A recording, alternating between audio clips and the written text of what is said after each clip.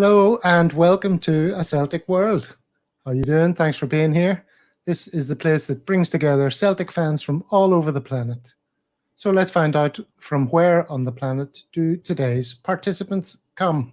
Let's start with Paul. Hi Gav, back again, and I'm coming to you from Perth, Western Australia. And you were telling us that Perth is one of the remotest cities in the world. I believe it's, if not the most remote city in the world, and one of the most remote cities in the world. So we're a long way from anywhere. We're a bit of a hidden secret still, a bit of a hidden gem. Everybody concentrates on Melbourne and Sydney, but we've got great climate, amazing beaches, and we're not overpopulated. So yeah, good stuff. And as a Scotsman in Perth, I'm sure you know a fascinating little story behind why it's called Perth. I think it's got something. It has got something to do with somebody from Perth once upon a time, and they're not down by the town hall. The level of detail we've got. That's the level of detail I've got for you. I never did my homework. You never gave me the homework, but we do have some old-fashioned lamps down by the town hall that came from Perth in Scotland, and they've been relocated here. So I don't know any more of a link than that.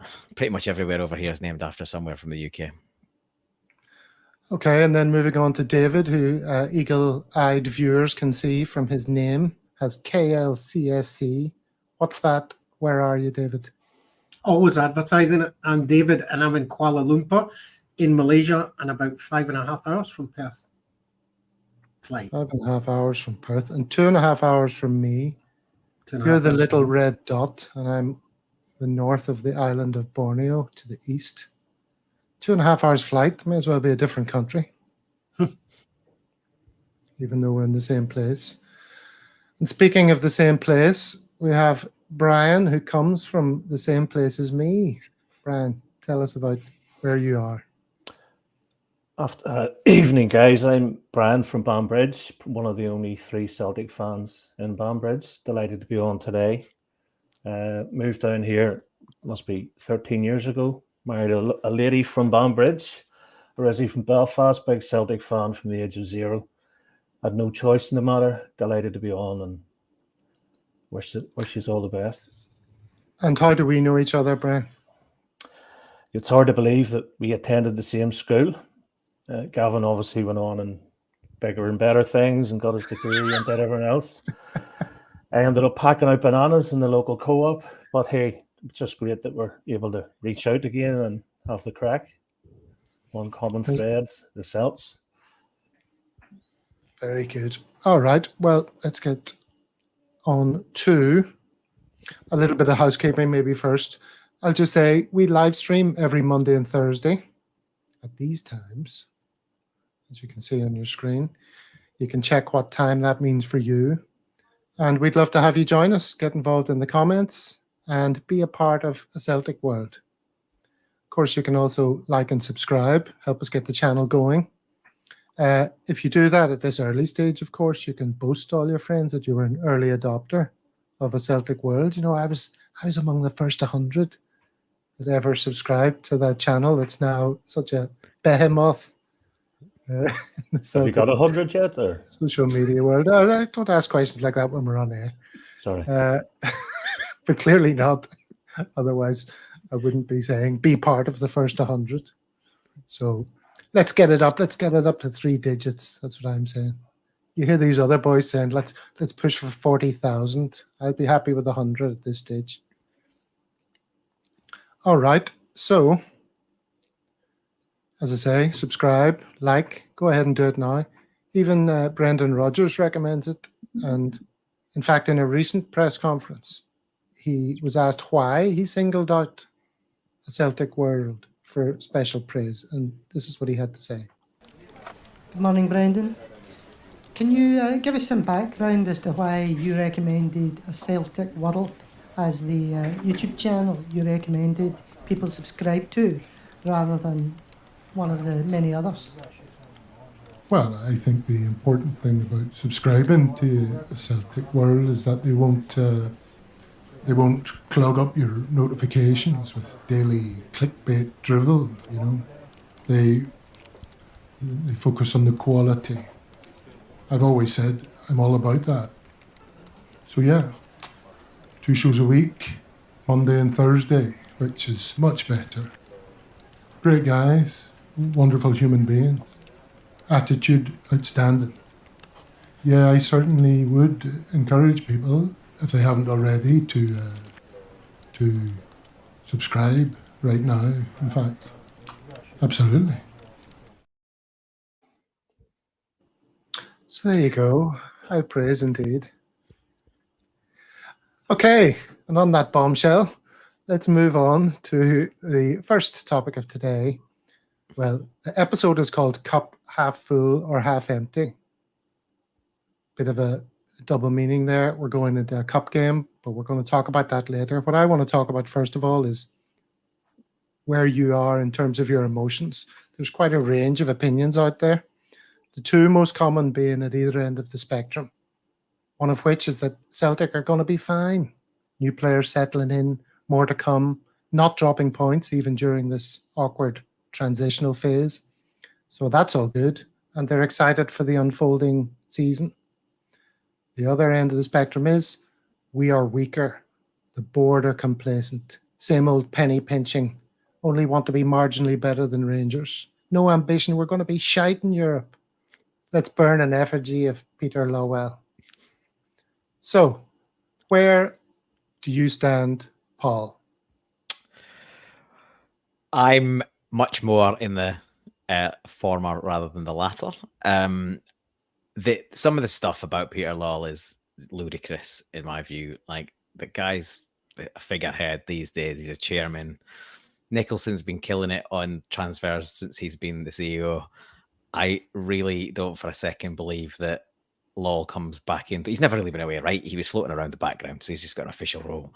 So I don't believe for a second that he's suddenly pulling the strings and Michael Nicholson's become a puppet. So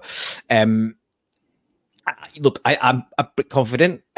We've done some good business. We've secured 3 of our best players on extended contracts. We've signed a bunch of young players who they're not marquee signings, so people are, very upset or thinking that they're projects. I've said this a few times to people on Twitter. Nobody knew who Hitati was. Nobody knew who CCV was. Nobody knew who Jota was.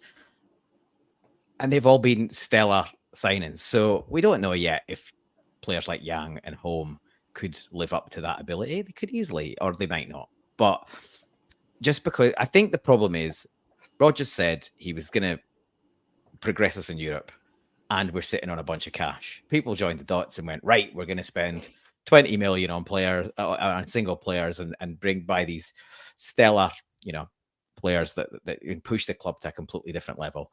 And because that hasn't happened, people are hugely disappointed. But I think we've still got 2 weeks to go, and we've made more signings. I think by the sounds of the rumors, there are more to come. I mean, it's like my slight concern is the 2 key areas haven't been addressed yet in left back and goalkeeper, and we haven't even really heard, apart from the persistent rumor about the Croatian keeper who looks to be going to Fenerbahce, there hasn't been any other goalkeepers linked. Now that doesn't mean we're not looking at them, but that is an area of concern. So I've got some sympathy for the view that we shouldn't be finished our business. But that said, we're getting down to the nitty gritty in the last 2 weeks, with a window where most of the business will get done. So I'm not overly concerned at the moment.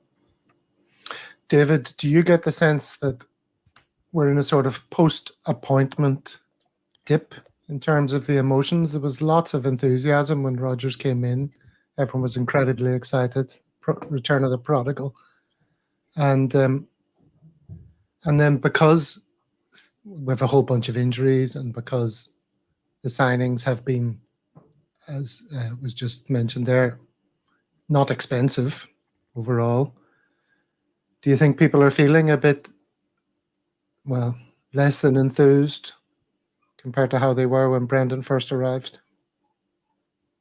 So I thought there was a lot of emotion when Brendan came. I don't know if it was excitement. I think everybody seems to be tempering emotion now, because we've heard the rhetoric from previous managers and Brendan himself, and now we're used to them disappearing for their own ambition. And I think that's what I would maybe ambition is the thing For Brendan, I think he's clearly ambitious, and there's no way he'll let Lowell or anybody else get in his way. And I think there's a ruthlessness to Brendan Rodgers that all of us are only too aware of.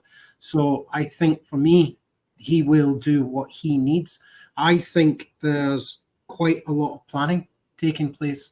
I think there's a lot of positives. Yang, Home, others that have come in, I've got quite excited about. I haven't seen enough of them, but I've been quite excited. I've heard a lot of chat about the last game, Aberdeen, how we weren't so great. Yes, from the back through midfield. But once we got forward, we can score goals and we can take care of business until such time as after 2 years, they're changing system of play. Right, we've got injuries. And once those injuries are back and fully fit, Alistair Johnson, I can't wait to see. CCV is a concern, and obviously Hatate now, because I thought he made a difference when he came on, but wasn't on for long enough. We're going to be fine. I think we've just got to have a little bit of patience. And if this is how we are winning in state, then I think there's lots to look forward to. Okay, so 2 views there, preaching patience and not allowing anxiety to get ahead of you. Brian, how are your anxiety levels? I'm actually very happy with everything. And if you look back on the days of the late Tommy Burns, where we had marquee after marquee, but didn't win anything. You know, we've got a team. It's going to, you can't judge the team until after 10 games. I mean, Brendan's been in. They've played a couple of friendlies. Was at the Wolves game. It's going to take 10 proper games for them boys to get match fit. I think Joe Hart will come good again.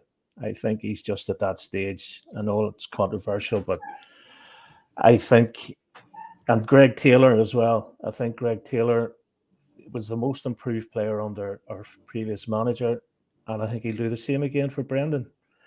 You know, there's talks today that Hatate and Abada, there's discussions with long-term deals. There's all this talk about Ryan Fraser, who I would take on a punt as a punt. There's another thing. They're going to be playing 60 games this season, no matter what, whoever comes in. So there's going to be spaces available. KT, I can't see him coming back. Can't see. Well, we're going to get on to transfer shortly in the next bit. What I'm wondering is, well, you're even more patient, it sounds like, than the other guys. You think a lot of this short-term noise is just exactly that? You look at that. You look at the Bellamy coming in and Keane and stuff in the last day of the season. But we'll get somebody in who will. There's talk of Eric Dyer, which I can't see that. But we'll get somebody. Brendan will wave his magic wand, and we'll get somebody in. Trust me. If not, then I'll owe you 50 quid. All of us. Yeah.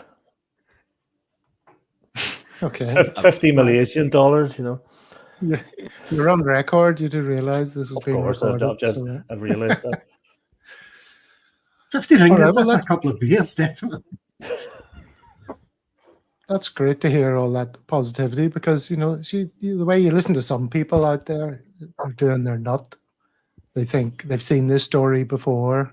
And you see even some people talking about how they're not signing people because they're trying to save weekly wages until the very last moment. I mean, Jesus, surely that is an outrageous conclusion to draw. And Brendan came out and said he wants to trim the squad. There's no point having players knocking about stinking up the place. You know, we've got Sorrow out the door there during the week, and you know, everyone's going to get a chance. And I really do think there could be 3 or 4 on top of whoever's in already. We got the Swede in yesterday, so have faith. Okay, well, it seems we're moving on to transfers almost immediately, so let's do that.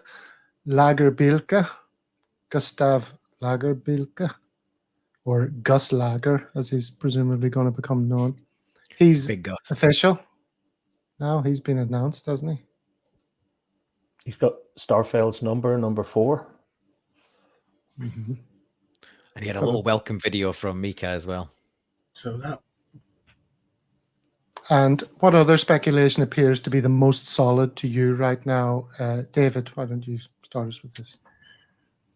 So Opponents, obviously. I'll let others talk about that. The one that I want to talk about and hope it goes away is Barry Robs coming back. I don't want to see that, but that's the one that seems to be coming up and again. So I want that. But opponents is only one that I can see with any sort of repetition from the right sources that says that might happen. But we've been in this kind of cycle for a while, right? With so many names getting mentioned. And I'm not sure any of the ones that we've seen other than when they get announced. So I think we've got a mechanism in place now where we're doing our work in the backgrounds quietly, effectively. Nicholson's knocking out the park for me. So I'm not going to worry too much about the speculation. But those are the two names that I'm aware of. I don't know about the rest of the guys. Well, this is the official unveiling of Gustav Lagerbielke, and is this the same guy? I mean, this guy looks like he's about 11 in this picture, doesn't he?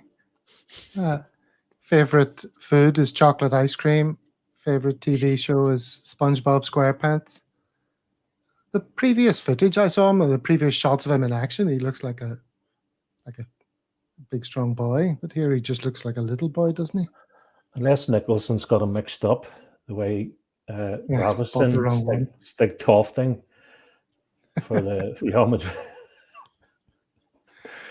He hasn't got the wrong one. So other names then that we're talking about. So there's Eric Dyer, Ryan Fraser, Daniel Podence, or I presume that's pronounced Daniel Podenche, Quentin Merlin, I presume that's pronounced Quentin Merlin. And then obviously on the way out, Ismail Asaro, Bosun Lawal. Who did you just mention there, David? What were the two names? Were the two among those? Podence, or however you pronounce them, and then Paddy was also being mentioned again as coming back. And no, thank you. David, I thought you said Barry Robson, and I was thinking, I shook my head. Must be the old age. Apologies. No, so that's what I'd heard during the week. But the other names I didn't hear so frequently that you've just gone through. So I don't know if others had heard that. But this guy from Wolves and Merlin, the left back, they seem to be the two that, or maybe I'm just most excited by those because of the numbers they're talking about, because they're both expensive. And I'm falling into the same trap as everybody else, thinking, good things no cheap things no good, as they say in Malaysia. I want to ask a question then, right? So I asked this on the podcast, when I was watching the other day, I wasn't on. Now I'm back. I get to ask it. Have we raised our weekly wage limit? Because for the longest time, I believe it was around 35k. Is that all changed now?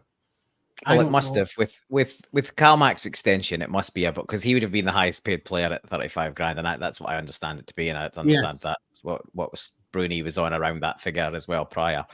So if he's signed a 5-year extension, he's not signing a 5-year extension without a pay rise. So my view is he's had a bump of at least 5, maybe more, could be 10. And the feeling is obviously Kyogo will have had a bump and Maeda will have had a bump. And the speculation, and I've kind of got some agreement with this, is that there was the wage barriers being lifted to accommodate some, movement in the transfer market of players that will be looking for a higher wage. So therefore, higher again than that.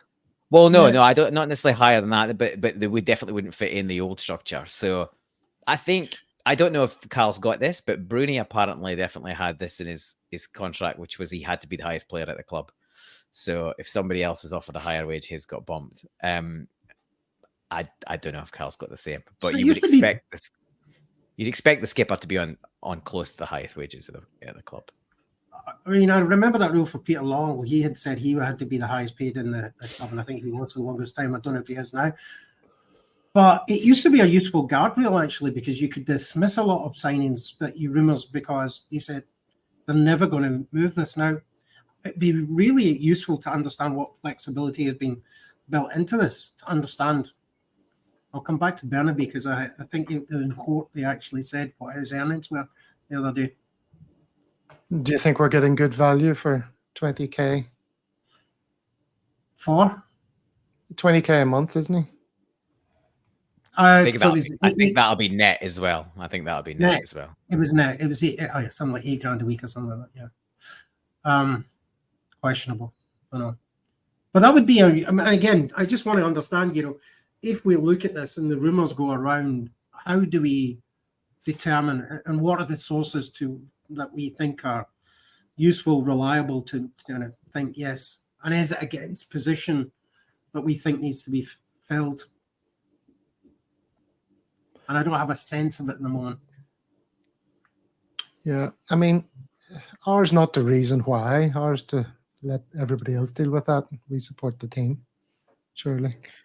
I guess to the point though, I think if the player is already getting paid, look at Ryan Fraser, right? He's supposed to be on 62 grand a week. So there's not a chance we're paying him 62 grand a week. Apparently he's got 2 years left in his contract.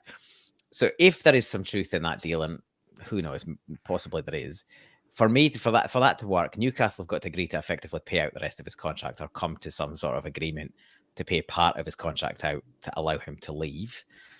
And then we've got to offer him probably half his wages. So if that all of that's true, that's why I don't see that one necessarily having legs. But it's common knowledge that he's got a terrible relationship with Eddie Howe. That's why he left Bournemouth. It's one of the reasons he wanted out of Bournemouth in the first place. And obviously he went to Newcastle on a great deal. And lo and behold, Howe ends up as manager again. So he's definitely wanting to be pushed out the door. I guess it just depends how flexible Newcastle are going to be. But if he's on that amount of money, he's earned what, 10 million in the previous 3 seasons. So if he wants to play at age 29, like if he doesn't want to play, then he'll just sit and take his 62 grand a week for the next 2 years. But if he wants to play, potentially he'd take a pay cut. But I think he's a squad player for us. I don't think he's a first signing. And to Brian's point, I think he'd be a useful addition. But I understand, but if you're being very simplistic, like some fans are, and say, oh, he's Jota's replacement, then you'd be disappointed, wouldn't you? But I don't think that's necessarily the case. It's just like, to the point, 60 odd games a season, it's a squad game. You're going to need players to mix it up. So Brian, are you sorry, I was just going to move it on to saying, in terms of positions, Brian, would you be happy with like 2 new guys coming through the door, or is there a minimum of 3? My position is, and has always been, keeper, left back, striker. That's what I want to say. I think we can probably make do replacing Jota with, the players we have, the wingers we have. I just defensively, I would always like another left back. I think Burnaby, I actually prefer Taylor over Burnaby myself. I think he's a bit of a loose cannon. The drink driving thing will not impress Brendan, although it was historical. But I think it's a solid, I don't know, maybe an ex-championship or something. Is there anybody in Scotland, left-back-wise? Is there anybody locally we could get without having to get the likes of KT in on loan, which stoppers the development of other players? I hate getting players in on loan because we may have somebody in the youth team to come through. But again, defensively, I mean, we're in a great position. I'm looking back over the years, you had Mialby, you had Bobo, and then Valharan. I'm just thinking under the Martin scenario.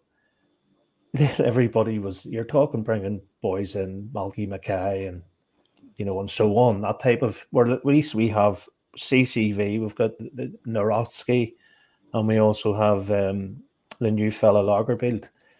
It's been a long time since Celtic had 3 half-decent centre-backs, and I put CCV as a Premier League player in there. The other 2, the jury's out, but it's definitely an upgrade in Starfelt because of the age. I mean, Lagerbield is only like 23.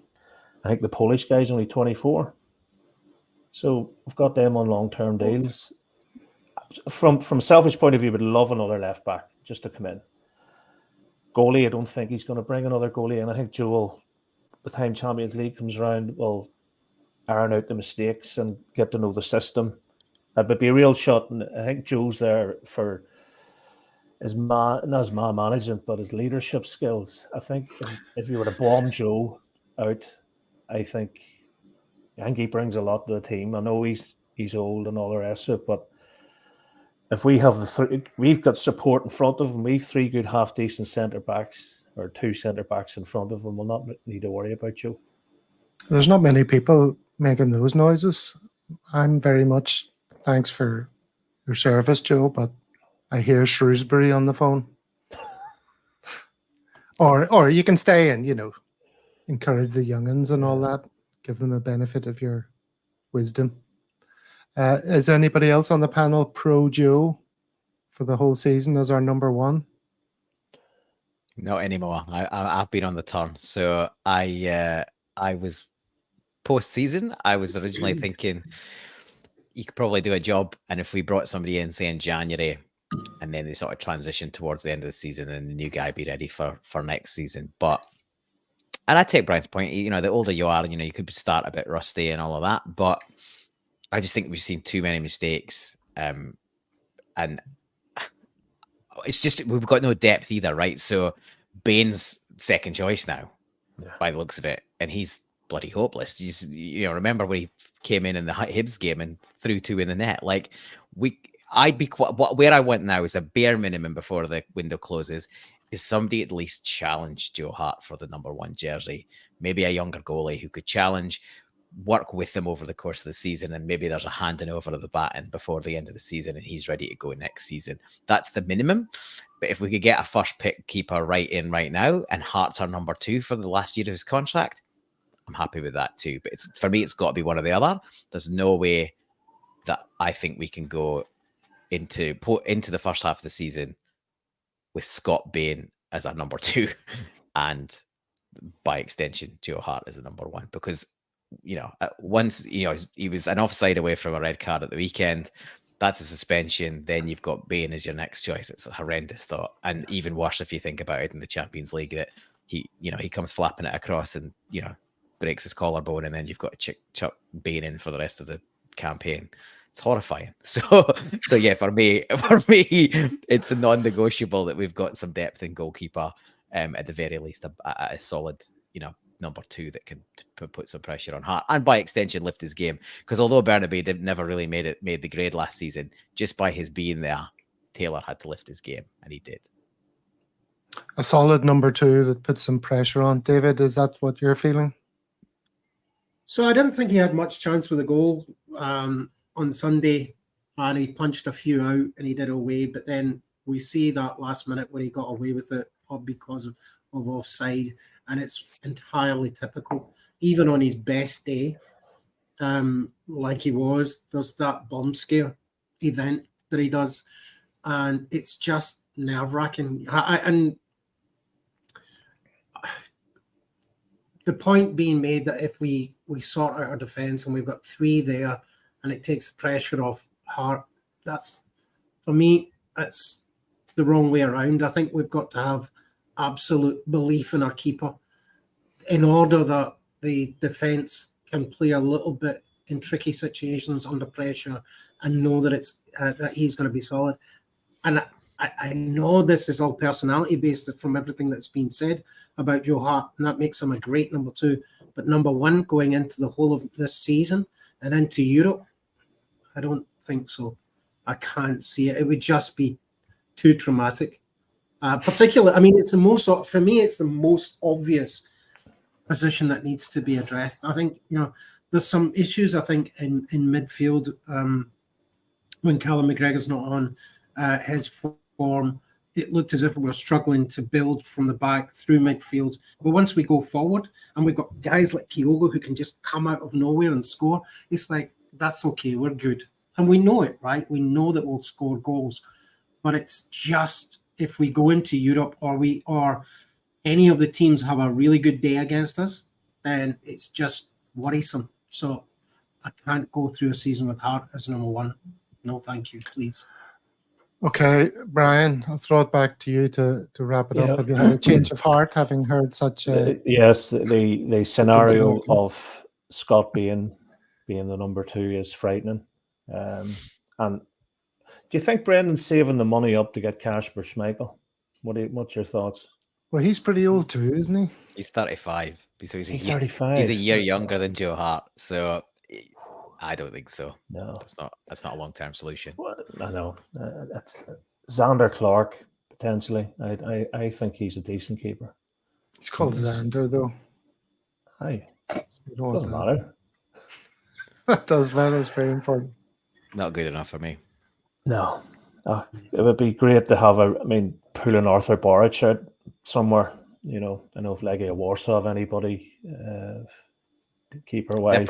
They're probably sick of the sight of us after Juranovic and now Nawrocki. That's right. I don't know. Again, the more you say about Champions League, you know, it could be frightening. It could be like, you know, it could be 4-0 up at half time or something if we get really bad draw. You know, we could be 4-0 down, sorry. You imagine, what do you call him? Barcelona forward, German Polish fella. What's his name? My God, my memory's gone. Lewandowski. Lewandowski scores 7 in the first half. Well, all right. Let's get back to the positivity of Brendan coming in, shall we? That's where we started the conversation. We feel like we're in a bit of a dip, but we're all saying there's going to be more signings to come. And soon we'll be back in the Clover and singing his praises. So in an effort to recapture some of that positivity that many felt not long ago, let's lift our spirits with a little bit of music, shall we? This is a tongue-in-cheek musical tribute from one 50-year-old County Antrim boy to another.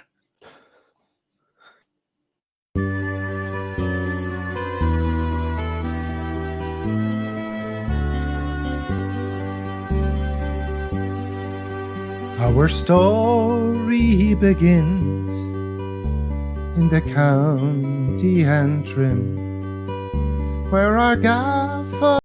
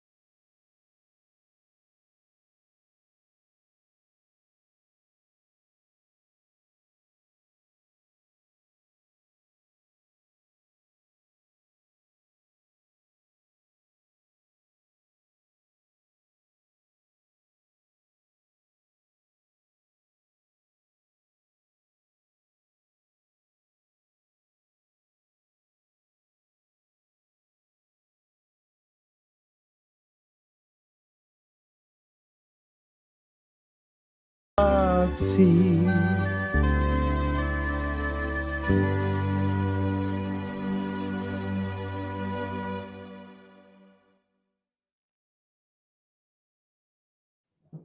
Absolutely fabulous. Fabulous. I thought it was a bit pedestrian until a polar bear's jizz arrived. Slovenly Aussie. That's kind of, I knew. Slovenly Aussie. Dave didn't look too impressed with the polar bear's jizz line. Came left. I field thoroughly there. enjoyed it. I Here we thoroughly are. enjoyed it. Was that, You can hear the Green Brigade when they've made up and decided to love Brendan again. That they'll chant that out for sure. Yeah, it's a bit too complex, I think, for the terraces. Too many words. It's funny the Bit- things they sing. You know, Melody. 'cause- well, that was the idea. You got Brian is about to tell us what the tune was, were you? is that Foster and Allen? Well, No. it's the Green Glens of Antrim. Oh, It's the Paddy. sung by various people, Paddy Riley and people like that. Paddy Riley. That's a man. Gav, can I shout out to somebody? I know I'm breaking all rules here because I said I was going to shout out to Diggs, our old school chum, before I forget. Go ahead. Big hold How's of it going Dave. there, Diggs? What about you? Oh, sick. So, Yeah. yeah. I was about to say the nickname he tried to give me at school, but I don't think that's very appropriate. Although we've just discussed polar bears jizz, and it's along similar lines. Anyway, let's move on. Gavin, sorry. The Korea. I tried to tell my wife the Korean changing room story in the swimming pool, and Yes. it just couldn't. I couldn't make it work. So Did she think something else had occurred? no, not which at I all. did? Not at all. It takes us back to the Shore Road swimming baths back in the day. Yeah, but it was hilarious. I couldn't believe it. Coming in after PE and all standing up against the wall, nowhere to Yeah. hide. Nowhere to hide. No such thing as cubicles. Huh? Who has cubicles? Did you have cubicles, Paul and David, coming in from playing football? No cubicles. School, Not, no. not at high school. No, Just had to stand there and let just it the all big hang old, out. just the big old We room. the Yeah, tiles and slack or whatever. Like we used to have to put up with that. Yeah.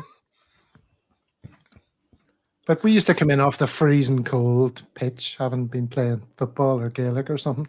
And you know what happens when it's cold, where your genitals go. So, you'd be trying to have a like a little sumo wrestler.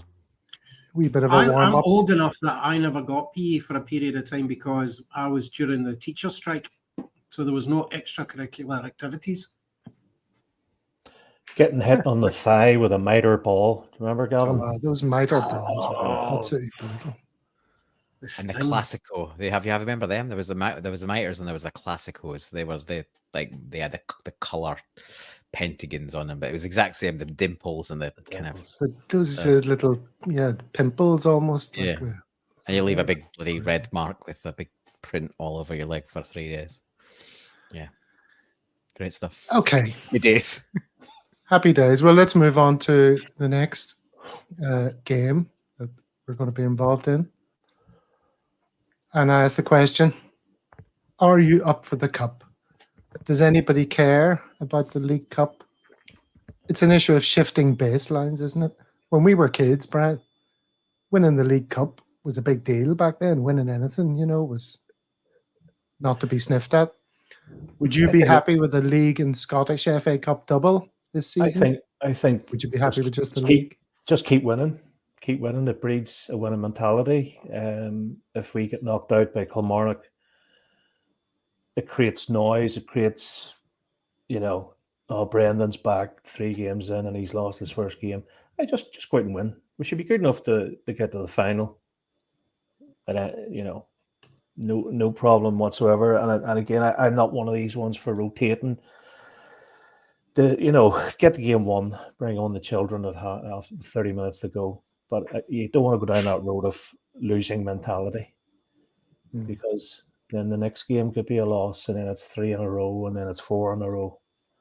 Just go out and win it. Do a professional job. We should be good enough to beat Kilmarnock, regardless of what pitch it's on. If it's at St Malachy's pitch or Kilmarnock Rugby Park or I don't know which is worse. Well, do you know something? I think Rugby Park's worse, but I wouldn't be too fussed if I lost at it, But just keep at this stage of the game. Just keep winning. Keep winning.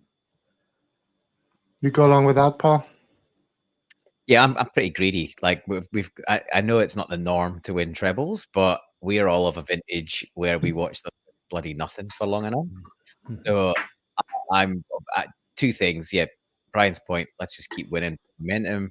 I think the League Cup comes out in the season. It's great to get that under your belt, and it just gives the squad a boost, and you sort of go from there. It also shuts the door on the other lot and not giving them any excitement to sort of to garner momentum as well. So yeah, I think it's a tough game. It'll be a tough game down there, as we know. Crap pitch. We've got a few injuries. We might have a brand new centre back pairing potentially. And yeah, but we, without rotation, even without rotation, the pack's going to get shuffled just through injuries. So yeah, I think it's one of these, like, try and win everything. And yeah, if at the end of the season you only won the league, then that's the main thing this season, right enough. But I think you want to try and win everything. And the cups, you only have to win 4 games, and you've got another trophy. So It's crazy, isn't it? One of the questions I've got here, David, is your main motivation behind winning the League Cup just so that they don't? So I quite like the idea of getting the records fully straight once and for all, and for having no nonsense talked about who won what when. And if we keep adding titles until such time, and we will then still only have one star on our shirt instead of making up 5. I want to get to that as quickly as possible for me. So for me, the cup is about just business as usual. I hate going to Kilmarnock. I don't like it. I don't like to risk our players on those pitches. Can't imagine it's going to be a very nice game. But yeah, I don't directly do I care so much, no. But I want to get the records straight, done, finished, and then we can move on to us just concentrating on the stuff that we should, from a support everywhere about Europe, and getting back to where we should be focused. The league is most important. And we should never forget how difficult it actually is to win a treble. 4 managers in our history have done it. So let's, yeah. Long way to say. I didn't mean to stop you there by shifting the pictures around. Long way to say, yeah. Let's just keep, along with the guys, let's just keep winning. Did I hear this week that David Martindale even complained about the Rugby Park pitch? Somewhere I heard that. Don't know where I heard it. Pot calling the kettle black. Yep. David Possibly. Martindale, future Rangers manager. Yeah, Sorry, I dare Seth, say. Well, last season, Paul, on Celtic Down Under, I don't know if you saw the Tuesday crew episode where we were talking about Kilmarnock, but I was making the point that if ever there was a club in the SPFL that needed a marketing makeover, it's Kilmarnock. First of all, what's the name of their ground? Rugby Park. Rugby Park. So you're off to a loser already. It's got this horrific plastic pitch, as we're all discussing. The club's crest. Squirrels. We went into some detail on squirrels. Like, this is a sport where you're supposed to be represented by a predator, a lion, a tiger, a bear. They're represented by nervous little woodland creatures nibbling on nuts and being worried about eagles, Brian, flying overhead. Unless it's secret squirrels, Gav, is it? Secret squirrels? I don't know what the hell they are. But then the other funny thing is the prostate exam fingers at the top of the crest. It's amazing how you can bring it back to the career story again. Well, that's what a commenter on the video last season said. It looks like a prostate exam. So rodents and prostate stimulation. Apparently Richard Gere is their celebrity fan. So I've heard. Mark Almond. One for the kids there. More ways than one. Tears run rings. All right. So that's Kilmarnock. So none of us think we've anything to fear. We think we should get through this. It'll be a bit ropey. We won't be as defensively good as we like. We won't show as much control as we'd like. But with too much for Kilmarnock, is that the general belief? Injury. That's the only thing I fear. Oh, they've started well, right? They've started well in the season, so I don't think you underestimate them. And the pitch is a nightmare. But then we went last time we went there. We scored 4-0 up before half time, or first 20, 25 minutes, half an hour. So hopefully we just click into gear. We've started slowly the first 2 games, so it'd be good if we can get off to a bit of a flyer and take some of the nerves away. But I think it'll be a difficult game. But There's hopefully Willie. enough. Willie making a comment. Lego pitch has been dried out for a week now. That's Willie, who was present at the time where we were discussing Of the squirrel prostate exam. Yeah. that stuff. All right. So nothing to fear, Brian. A routine victory. Step forward in the cup. I don't want to make any predictions, but I think our future captain, the sexy Matt O'Reilly, will bang a couple of free kicks in, and then Yang will come along and do a wee sidestep.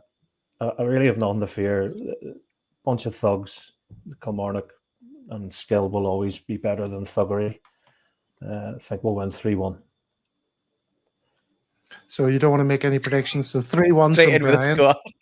Paul, you want to make a prediction while we're I at don't it? make any predictions, so I'll go with 2-0. David? No, I'm with Brian. I'm going with Brian. I'm putting 50 ringgits on it. It's getting done. Thank you, Brian. No problem. You just have to have Excellent. faith. As you know, it's okay. Rangers, yeah, whatever. Could beat 1-0. We're better than that. We're miles better than that. That's My not only being question cocky. is what team gets played, given that we had those 2 recent injuries and existing ones. Who does he risk for it, and what's it worth? Stephen Welsh Yeah. with Yeah. Nawrocki, Yep. and then a cameo for Lagerbield. Turnbull Blacklock. 70. Pardon? Turnbull. Turnbull, yeah, Turnbull likes the plastic pitch. Mhm. I wouldn't play. Well, Maida doesn't mind it. Maidu's fine. O'Reilly, fine. Yeah. This is what McInnes is saying in the papers anyway. He insists Kilmarnock have nothing to fear from Celtic after they successfully shut out Rangers and Hearts. But, I mean, you can't compare the firepower. I wouldn't have No. thought. We're going to have far too much. They might get something, but we're Has going to McInnes- score one more than you.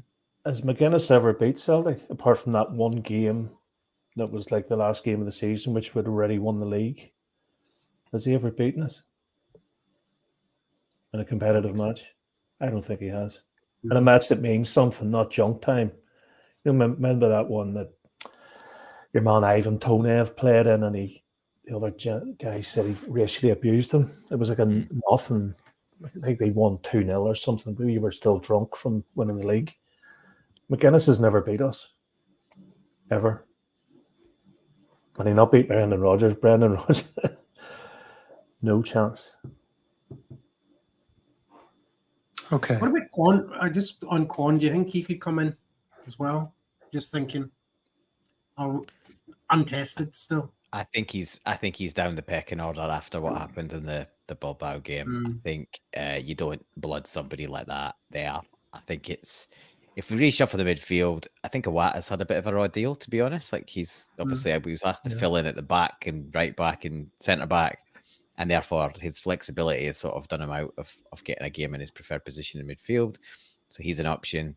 Holmes looked great in the cameos he's played. Definitely. He could come in. But yeah, maybe he goes with Iwata and McGregor and puts a bit of extra cover, given that the centre back pairing will be relatively new, and puts a little bit more protection there and lets Matt O'Reilly press forward into the more of a 10 role, and we build from there. But I think that we've got a big enough squad to deal with Kilmarnock away. Have we currently got a big enough squad to deal with Barcelona away? Obviously not, but I think we should be in a decent enough position to deal with Kilmarnock away, despite the injuries and the squad not being quite finished. And the Barcelona away game isn't for several months from now, so nothing to worry about there. All right, let's move it on. Let's move it on to our Celtic socials. This is where I've asked you all to indicate a recommendation of the week from Twitter, YouTube, various places. This is the first one. Brian, I think that's yours.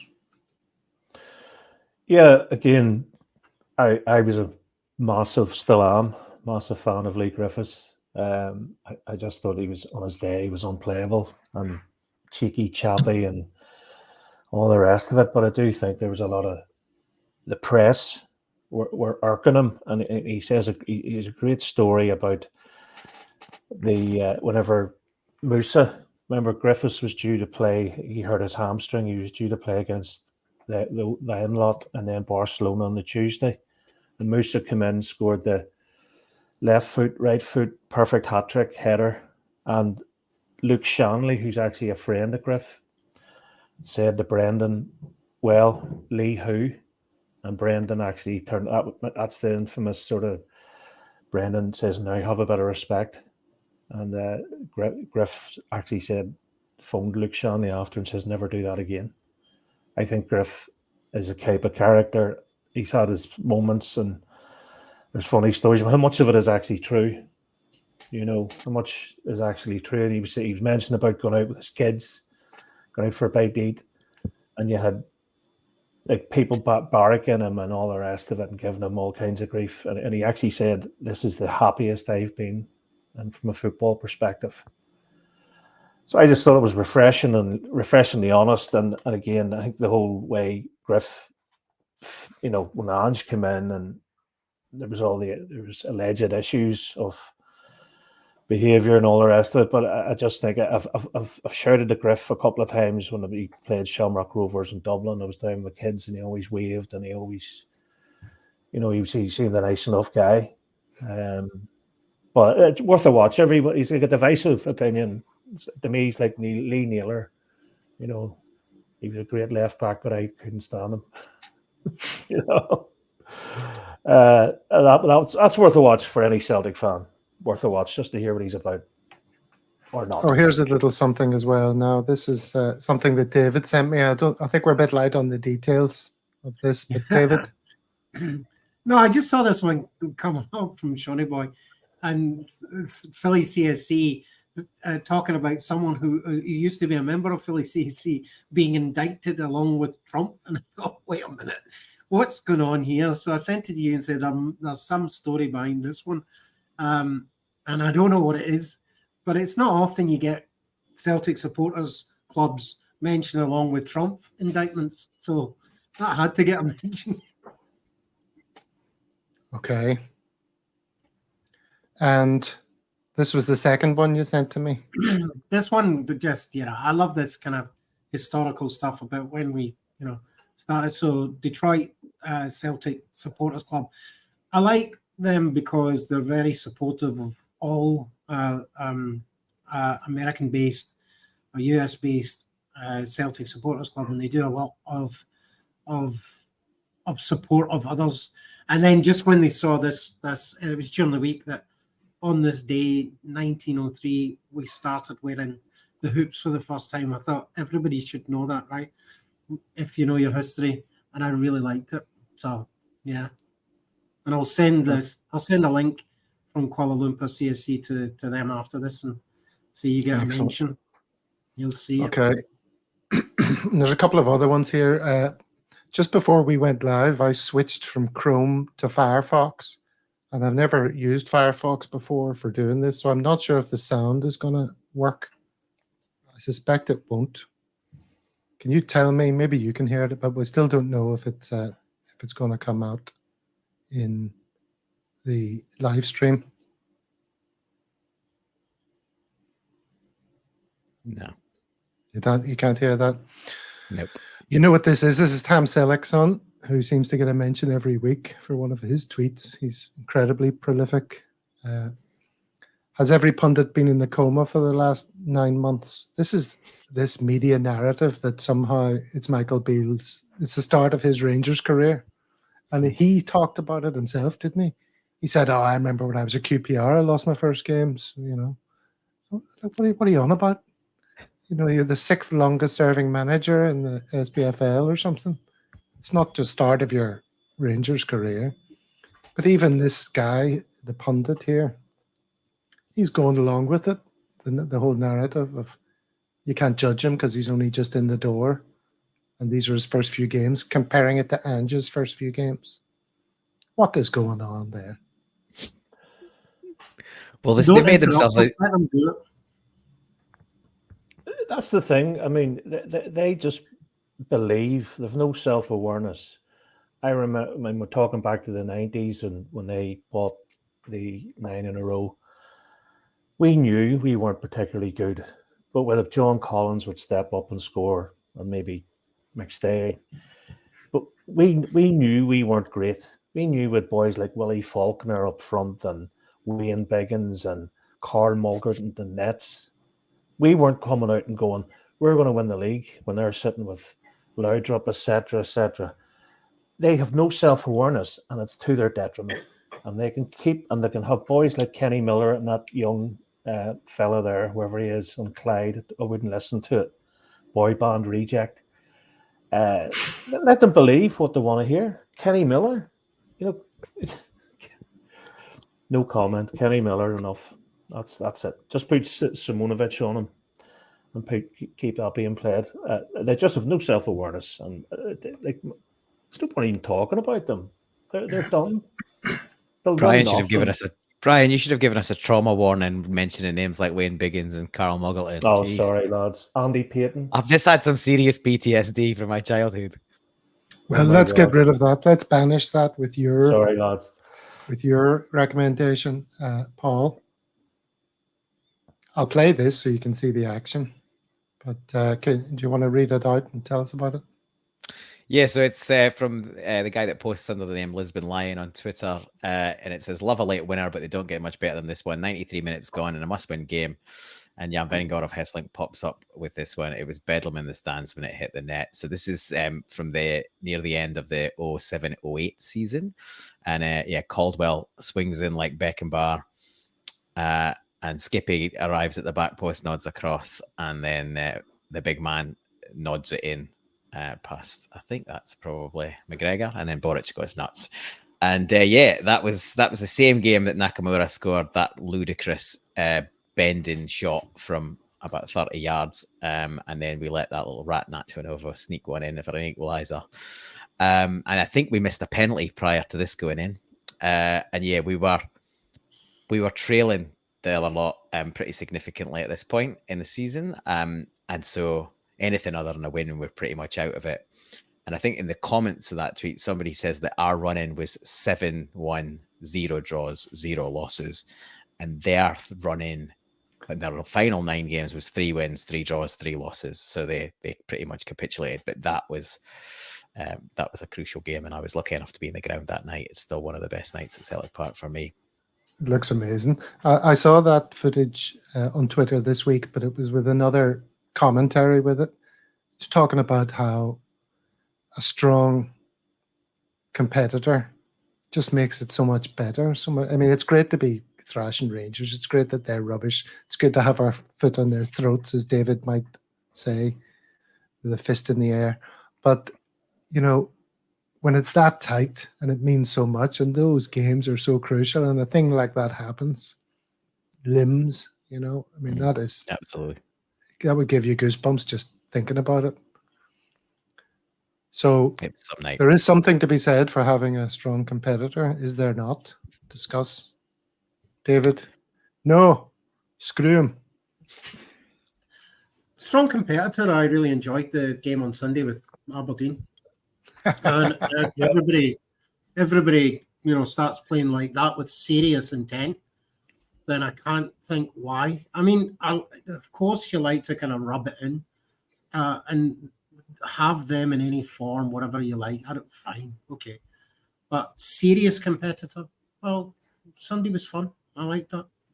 I can't be bothered with the nonsense that goes with it and all the kind of lies and the made-up stuff and all of that. And it's let them eat themselves again, and we'll watch it. That's fun, I've said it before. Keep them around in any shape or form. But serious competition, I think it's done. It's over. Until when? Oh, it depends on UEFA when they come in and start applying financial fair play rules and stuff to everybody, and we'll watch it with interest on whether or not that happens. I don't know. Fair play to everyone. I think, excuse me, PSV are going to chin them. The current manager of PSV has beaten Sevco 3 times, 3 different clubs. And I think that'll be a big Thursday night football for them, Tuesday night football for us. Say no more. But I agree with David. But Aberdeen put on a great show there on Sunday, and I like Barry Robson. I think he plays the game. Future Hibs manager, maybe no. Potentially, no. Joking aside, Barry Robson's a good lad. Liam Scales will be away soon, I think. Once they get a few players out, they'll get big Scalesy in. Yep. Played Paul, against Barry Robson. Sorry, I was going to say I played against Barry Robson as a child. Oh, did you? Yeah, he's from Inverurie, and I'm from Fraserburgh. So when I went to Mintlaw Academy, and Mintlaw Academy played Inverurie regularly. He was the stand. He was still on the books at Rangers at that point, and he was a standout player by a mile. But he was a greedy wee bugger. He was clearly the best player on the team. So he just never gave anyone else the ball. And we were actually quite a good side. So they never beat us, but he was a standout player even back then. Well, I don't know if it's your lighting, Paul, but I have to say you're remarkably fresh-faced for being Barry Robson's contemporary, because he's got the face of a little old man, doesn't he? Well, I've been in Australia for the last 10 years or so, and the poor boys have Eating been stuck in mangoes Scotland. Eating mangoes and getting some vitamin D. He's not getting much of that in Inverurie or Aberdeen. Oh, indeed. So is there any place in your heart, Paul, or not maybe your heart, but in an ideal world, would you like to see us pushed a bit more by our local rivals, or to hell with them? Well, I think they've kind of made their bed, haven't they? So I think unless they find some idiot with massive pockets, then that's the only way. The only way I can see them coming back is if, in their typical style, they show absolutely zero scruples, and some dude from the Middle East wants to pour in a bunch of blood money. Then maybe they've got a chance of coming back. But as it stands at the minute, everything we've got already is geared up to keep ourselves ahead of them. It's really in our own hands. But right back to the start when we talked about the most negative view of the window, it's that view that it suits our board to have some sort of competition with Rangers and keep them relevant, and the penny pinching allows us just to stay ahead of them. Now, I don't necessarily believe that's the case. I think we just a bit more frugal than some fans would like. But I think the only way we can reel them in, unless they get some absolute cash cow to be their owner, is us taking our eye off the ball. Yeah, well, we can only look after ourselves, so let's not take our eye off the ball. Let's turn up in the next game, give Kilmarnock a good pasting, and then it's onwards and upwards. Well, we've gone over the hour mark, lads, so thank you very much for being part of the show tonight, one and all, and hope to see each of you back again, being part of a Celtic world.